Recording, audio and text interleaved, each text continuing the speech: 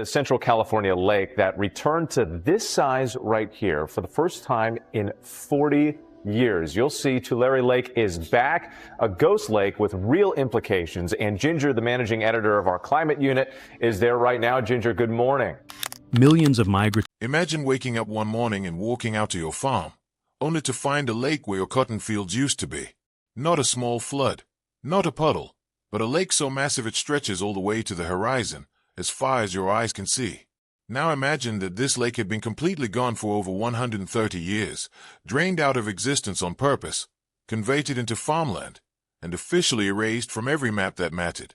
That is exactly what happened in California's San Joaquin Valley in the spring of 2023.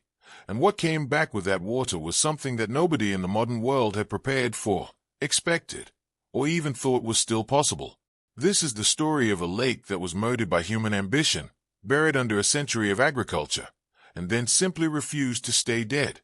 Before we talk about what came back, you need to understand what was here in the first place, because most people today have absolutely no idea that this lake even existed. Tulare Lake, known as Parashi, meaning big water, by the indigenous Tachi-Yokat people, was once the largest freshwater lake west of the Mississippi River. Let that sink in for a second. The largest freshwater lake in the entire western United States was right here in California, and most Americans today have never heard of it. Historically, Tulare Lake occupied a shallow, closed basin in California's southern San Joaquin Valley, fed by snowmelt from multiple Sierra Nevada rivers. It had no outlet to the ocean. Water came in from the Kings River, the Kauai, the Tule, and the Cane River, but nothing flowed out. Water only left through evaporation, that made the lake pulse with the rhythm of the seasons, expanding in wet years and contracting in dry ones, but always returning, always persisting, a permanent feature of the landscape for thousands upon thousands of years. Wikipedia. The ecosystem that surrounded this lake was staggering in scale.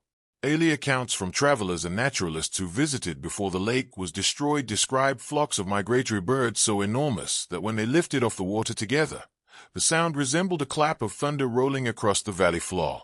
The wetlands supported rich ecosystems and indigenous communities for centuries. Tule elk moved through the marshes. The waters held fish populations unique to this specific lake, adapted to its chemistry, found nowhere else on the planet. There was so much water that a steamship could carry agricultural supplies from the Bakersfield area up to Fresno, and then up to San Francisco, a distance of nearly 300 miles.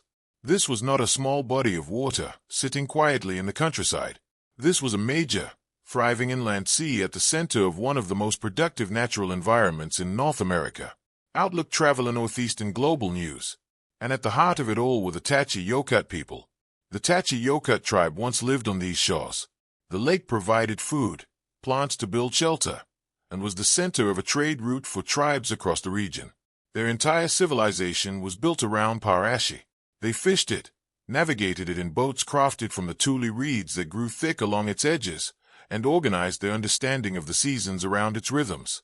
Tribal members sang, "We need our water. Thank you for bringing our water back," which tells you everything about the depth of that connection. This lake was not just geography to the Tachi-Yokat. It was the foundation of their world. NPR. Then the settlers arrived, and they saw something completely different when they looked at Tulare Lake. They did not see a wonder. They did not see a thriving ecosystem or a civilization built over millennia. They saw wasted potential. They saw flat, fertile land sitting under what they considered unnecessary water. And the agricultural economy emerging in California after the gold rush had the tools, the legal backing, and the ambition to fix that. Starting in the 1800s, settlers diverted rivers, built canals, and drained wetlands to turn the fertile lakebed into farmland. Federal and state policies encouraged this by granting land to those who could make it productive for agriculture. River by river, the water that had fed Tulare Lake for thousands of years was captured and redirected into irrigation canals, serving the expanding agricultural empire of the southern Central Valley. The lake began disappearing in the late 1850s and early 1860s, and the first time it fully disappeared was in 1890. In less than 50 years, the largest freshwater lake west of the Mississippi was gone. Not just reduced, not just damaged, gone, completely drained, converted into cotton fields and alfalfa farms. Outlook Traveler Green Matters. The Tachi-Yokat people watched their homeland disappear within a single generation. By the mid-1800s, the Tachi-Yokut tribe had been severely impacted by settlers, who killed many tribe members and introduced diseases that decimated the Tachi-Yokut. Eventually, they were forced from their land, and the lake ultimately disappeared after water was diverted. The tribe that had lived alongside Paiashi for thousands of years was reduced to a reservation a few miles from where their entire world used to be, while the lake bed beneath their ancestors' villages was plowed and planted with crops.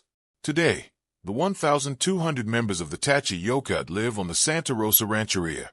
For over a century, that was simply the accepted reality. The lake was gone. The land was farms. Progress had happened. Move on. NPR Wikipedia. But nature does not care about progress, and it absolutely does not care about property lines. The winter of 2022 to 2023 was not a normal California winter. It was something far beyond what the region's infrastructure had ever been designed to handle. The lake's return was triggered by an extraordinary winter in 2022 to 2023, when California was hit by over a dozen atmospheric rivers. These atmospheric rivers, massive corridors of moisture streaming in from the Pacific Ocean, hit one after another in waves, dumping extraordinary amounts of precipitation across the state. In the mountains, the Sierra Nevada snowpack climbed to levels that broke records going back over a century. A snow survey by the California Department of Water Resources on April 3, 2023, found the statewide snowpack was 237% of average for that date, among the largest ever recorded. When spring arrived and temperatures started rising, all of that snow began to melt at once. Outlook Travel and NASA Science. California just got inundated with snow in the winter and then rain in the spring. When you have a rain and snow event, the snow melts really fast, and all of that melting water still runs downhill. It always runs downhill. The irrigation canals filled up first, then the river channels overtopped their banks. Then the levees began to strain and, in many places, fail. Dams, canals, and levees could not contain the runoff, and gravity carried excess water back into the Tulare Lake Basin. Because the Tulare Lake Basin is still a basin, the farmers who drained the lake in the 1890s did not change the topography of the land. They rerouted the water, but they could not move the mountains. They could not raise the valley floor. The lowest point in the southern San Joaquin Valley is still exactly where it has always been, the original bed of Tulare Lake. And when the water volume exceeded everything that human engineering had built to contain it, gravity did what gravity has always done. The water went home. Northeastern Global News Outlook Traveler. By spring 2023, the lake covered more than 100,000 acres. Fox 26 News noted that the water body peaked at roughly 120,000 acres, covering more than one-tenth of Kings County. Fields that had grown cotton and tomatoes and almonds for generations were under several feet of water. The city of Corcoran, the largest city in the vicinity of the historic lake with a population of 22,000 people, saw many homes flooded and several roads closed. The situation in Corcoran was made significantly worse by a problem that had been building for decades. The ground around the city had been slowly sinking due to the overpumping of groundwater for agricultural use. The overpumping contributed to the sinking of the ground under Corcoran, as well as exacerbated the dangers of flooding and necessitated the construction of multimillion-dollar levees. The city that had been built on a drained lake bed had been quietly lowering itself toward the water table for a century, and when the water came back, Corcoran had less elevation to protect itself than it would have had in 1920. Daily Galaxy +2. The floods in spring 2023 forced numerous dairies to relocate cattle from the region. The Tulare Basin had become home to some of the most densely packed dairy operations in the United States, and tens of thousands of cattle had to be moved in emergency evacuations as the water rose across what had once been dry farmland. The economic losses stretched into the hundreds of millions of dollars, and the disruption to the agricultural operations of the region extended for months after the initial flood events. NASA Science. But here's where the story becomes something larger than a flood, larger than a natural disaster, larger than a debate about water management policy. Because what came back with Tulare Lake was not just water. Months after the lake's reappearance, impacts were noticed in the local wildlife. Birds of all kinds, pelicans, hawks, waterbirds, returned, and the Tachi also reported seeing burrowing owls nesting around the shore, a species described as vulnerable or imperiled by the U.S. Fish and Wildlife Service. The Pacific Flyway, The ancient migratory corridor that runs from Alaska to South America along the western edge of the continent had always included Tulare Lake as a critical stop. For 130 years, that stop had been farmland. The birds had no choice but to root around it. But when the water came back, the birds remembered. The newly formed wetlands quickly became an important stop along the Pacific Flyway, attracting tens of thousands of migratory birds. Species like American avocets, black-necked stilts, ducks, pelicans, and hawks returned to feed and nest in the shallow waters. Fish, amphibians, and dormant plant life also reappeared, highlighting the landscape's ability to recover when water returns. The mirror outlook traveler. Think about what that means. Birds following migration routes their species has used for thousands of years, roots encoded into their instincts across generations, found their way back to a body of water that had not existed for over a century. The ecological memory of this lake was preserved in the biology of the animals that once depended on it. The lake had been gone from the physical landscape, but it was still present in the behavior of the wildlife that had evolved alongside it. When the water returned, the animals retained. Not slowly, not tentatively, almost immediately, as if they had been waiting. Carlos Garcia Jr., a cultural liaison for the Tachi-Yokut tribe, put it simply, the lake is doing a lot of talking without us. And that phrase captures something profound about what happened in 2023. The lake did not need human permission to retain. It did not consult property records. It did not wait for environmental impact studies or legislative approval.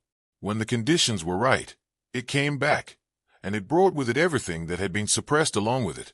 The wildlife, the wetland vegetation, the ecological processes that had been operating in this basin for thousands of years before the Feist irrigation canal was ever dug.